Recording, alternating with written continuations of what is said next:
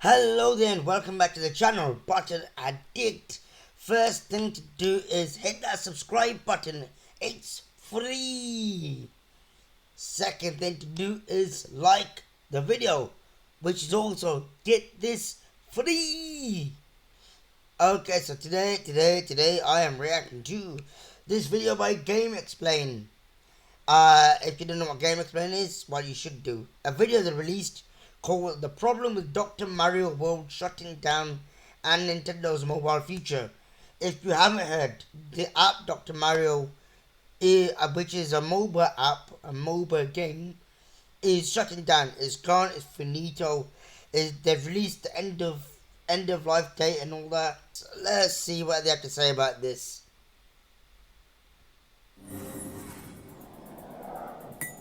There you go, Gamexplain, that thing.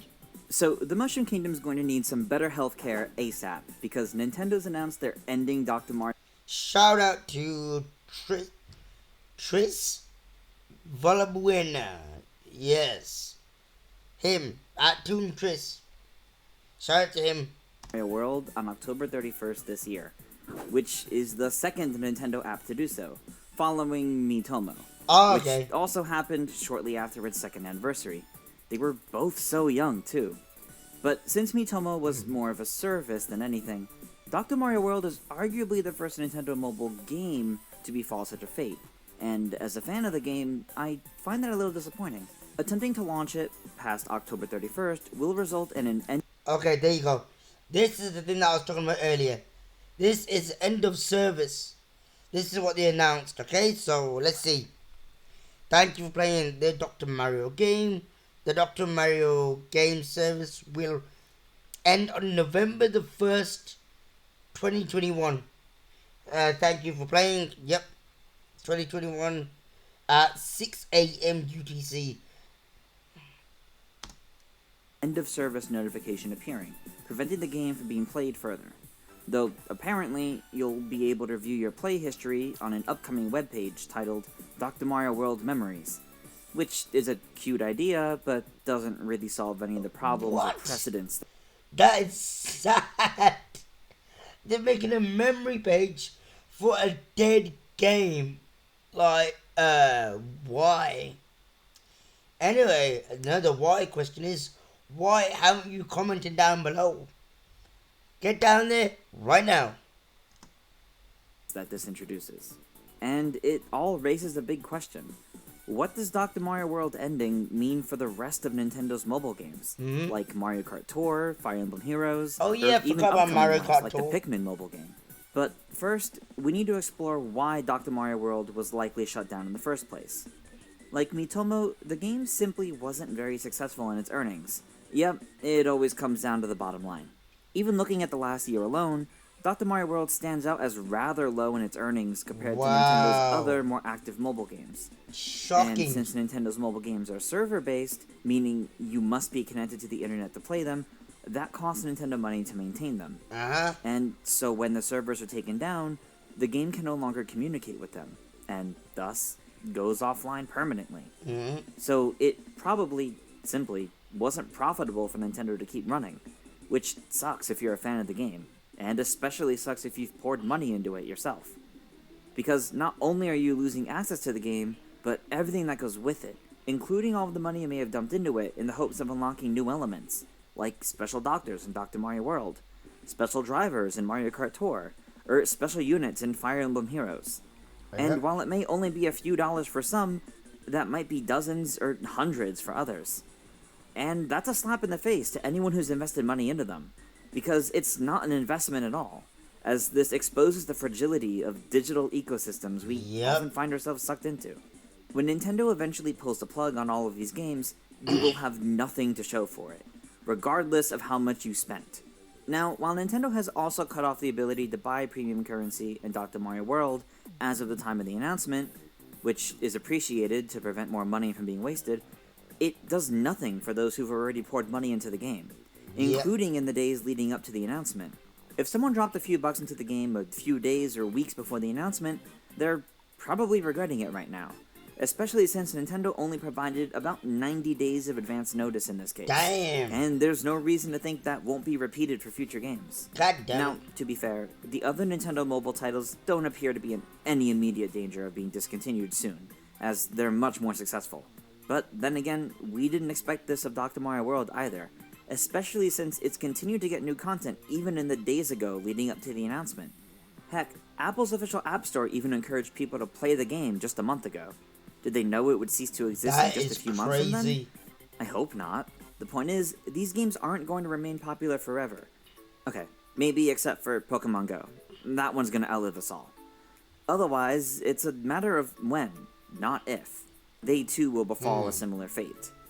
And Dr. Mario World sets a concerning precedent that should make anyone second guess whether it's worth spending money or time into these mobile games in the first place, given their fleeting existence. And that's not even to speak of it from an archivist's perspective. Here's an example. Like it or not, Mario Kart Tour is a significant entry in the Mario Kart series, complete with unique tracks, characters, and even items. And these are all things that will be lost forever when the Grim Reaper comes through it too. Wait, quick tangent, right? Mario Kart Tour pisses me off. And I'll tell you why. Because on the Switch, we have Mario Kart 8 Deluxe, right? Mario Kart 8 Deluxe, and we haven't seen any new content for that game in donkey's years, because it's essentially the same game from the Wii U. We haven't seen no new content in years, right?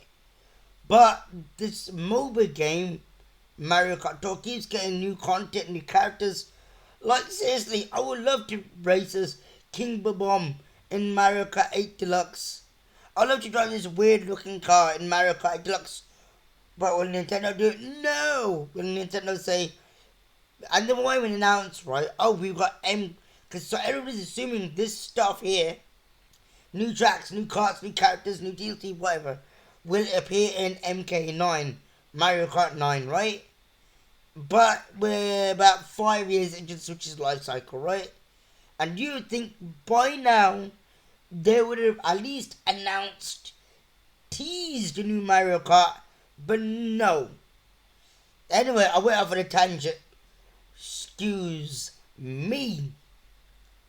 Anyway, by the way, you wanna hit that? You wanna go ahead, hit that subscribe button, smack up some characters on your keyboard down in the comment section.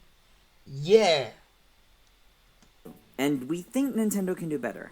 In a perfect world, Nintendo would replace the server-dependent game with an offline version that comes with all the content unlocked, ensuring that the game remains available to be played by all, and no one gets screwed in the process. But even in the event of a game being shut down, Nintendo should offer a much longer announcement window beyond a mere 90 days.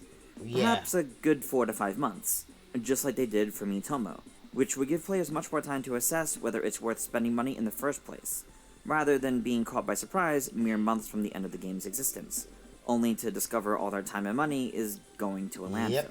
I still enjoyed my time with Dr. Mario World, and I'm especially glad that I personally didn't spend much money on it.